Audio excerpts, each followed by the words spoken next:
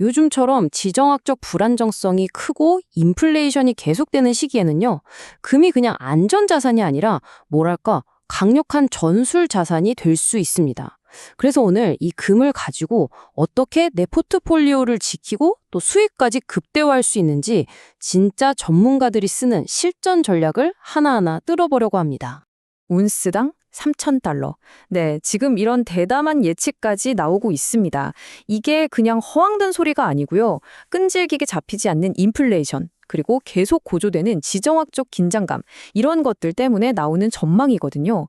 바로 이 점 때문에 우리가 지금 금을 더 이상 단순한 안전자산으로만 보면 안 되고 포트폴리오 전체 성과를 좌우할 수 있는 아주 중요한 핵심적인 전술자산으로 봐야 한다는 겁니다.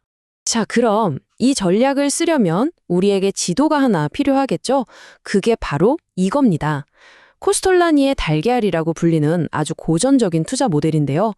이게 정말 기가 막힌 게 금리가 오르고 내리는 전체 경제 사이클을 한눈에 보여주거든요. 지금 우리가 어디쯤 와 있는지, 그리고 다음엔 어떤 자산으로 갈아타야 하는지 딱 알려주는 내비게이션 같은 거죠. 이 달걀 모델을 보시면요. 금리가 가장 높은 A 지점에서 시작해서 시계 방향으로 돌아서 금리가 가장 낮은 D 지점으로 갔다가 다시 올라오는 이런 순환을 보여줍니다. 근데 여기서 진짜 중요한 건 뭐냐면요. 2023년 마지막 금리 인상을 기점으로 해서 우리는 이미 저 A 지점을 지났다는 분석이 지배적이라는 거예요. 그럼 이제 무슨 뜻이겠어요? 맞습니다. 이제 하강 국면으로 들어갈 준비를 해야 한다는 거죠.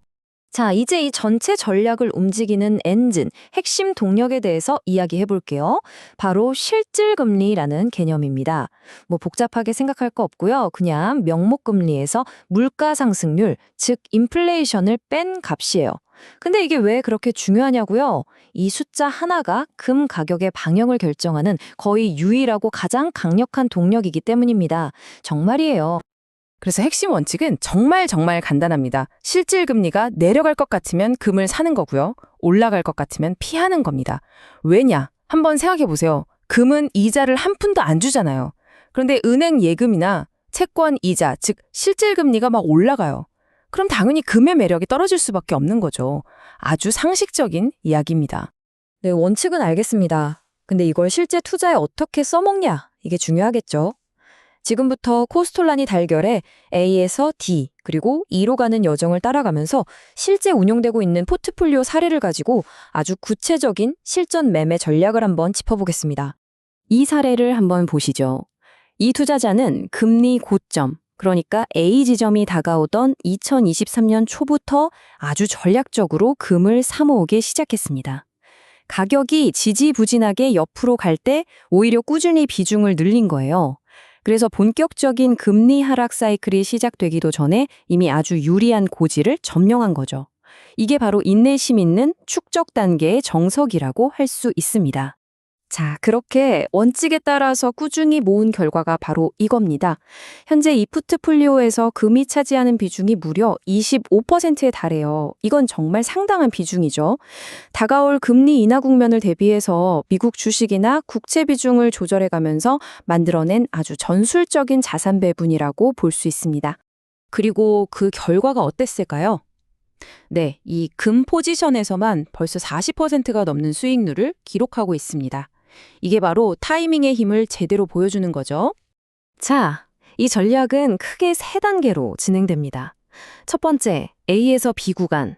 이제 곧 금리 인하할 거라는 기대감이 스물스물 올라올 때죠. 이때 주식 같은 위험 자산은 좀 줄이고 금을 모으기 시작하는 겁니다. 두 번째, B를 지나 C로 가는 구간. 첫 금리 인하가 나오고 오히려 시장이 한번 휘청거릴 수 있어요. 경기 침체 공포가 커지는 거죠. 이때는 그냥 꽉 붙들고 버텨야 합니다. 그리고 마지막 C에서 D 구간. 진짜 위기가 닥치면서 금의 안전자산 매력이 폭발하는 시기입니다. 이때 금리 저점인 D 근처에서 최고점을 찍을 때까지 포지션을 유지하는 거죠. 그런데 이 여정에서 가장 중요하고 또 가장 위험한 변수가 바로 이 C 국면입니다. 본격적으로 경제 위기가 터지면요. 투자자들이 주식, 채권, 뭐고 다 팔아치우고 오직 현금, 특히 미국 달러만 찾게 되는 유동성 위기라는 게 올 수 있거든요. 이럴 때는 안전자산의 대명사인 금마저도 일시적으로는 막 팔아치우는 투매가 나올 수 있어요. 그래서 이 구간에 대한 대비가 반드시 필요합니다. 이런 극단적인 충격이 왔을 때 이 두 안전자산의 역할이 명확하게 갈립니다. 금은요, 전쟁 같은 지정학적 리스크에 대한 최고의 방패막이가 되어줍니다. 반면에 달러나 초단기 국채는 금융 시스템 전체가 흔들리는 것 같은 그런 유동성 위기 상황에서 최후의 보루 역할을 하는 거죠. 그러니까 서로 막아주는 위기의 종류가 다르다고 생각하시면 돼요. 실제 데이터가 이걸 딱 보여줍니다. 이 차트 좀 보세요. 예를 들어서 중동에서 갑자기 큰 분쟁이 터지는 것 같은 지정학적 위기가 닥치면요. 평소에 금하고 달러가 반대로 움직이던 그 상관관계가 완전히 깨져버립니다. 달러가 잠시 주춤하더라도 금 가격은 그냥 혼자서 수직으로 솟구치는 모습을 보여주죠. 이게 바로 금만이 가진 독보적인 지정학적 해제 능력이라고 할 수 있습니다. 이 전략의 잠재력을 과거 사이클하고 비교해보면 더 확실하게 감이 옵니다. 바로 지난번 2019년에서 2020년 금리 인하기 때 이 전략을 썼다면요. 수익률이 평균 50%에서 70% 정도 나왔습니다. 괜찮죠? 그런데 지금은 상황이 좀 다릅니다.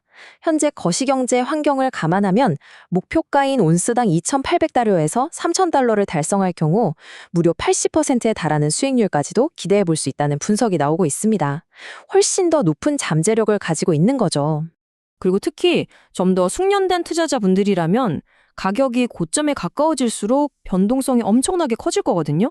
이걸 오히려 역으로 이용할 수도 있습니다. 예를 들면 내가 가진 금을 담보로 미래의 특정 가격에 팔 수 있는 권리, 이걸 콜옵션이라고 하죠. 이걸 파는 거예요. 그럼 당장 현금 수익도 챙기고 혹시 모를 급락에 대한 위험도 어느 정도 방어할 수 있는 그런 해칭 전략도 구사해 볼 수 있습니다. 자, 그럼 이익은 언제 실현해야 할까요? 여기서 제일 중요한 건요. 완벽한 꼭지를 맞추려고 하면 안 된다는 겁니다. 그건 신의 영역이죠. 그게 아니라 뒤에서 다음 금리 인상 사이클인 2로 넘어가는 그 길목에서 나타나는 신호들을 포착하는 게 중요합니다. 예를 들면 뉴스에서 온통 골드러시라고 떠들어대거나 정부에서 갑자기 금 관련 규제를 만드네 마네 하는 얘기가 나온다? 바로 이런 게 신호입니다.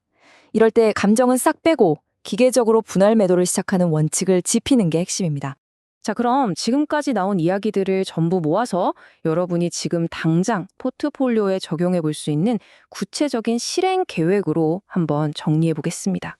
이 전체 전략은 딱 3가지 핵심 타이밍으로 요약할 수 있습니다. 첫째, 금리 하락을 예상하면서 축적한다. 둘째, 중간에 닥쳐올 변동성을 관리한다. 그리고 셋째, 시장에 과열 신호가 보일 때 이익을 실현한다. 축적, 관리, 실현. 이 3가지 리듬을 기억하는 게 가장 중요합니다.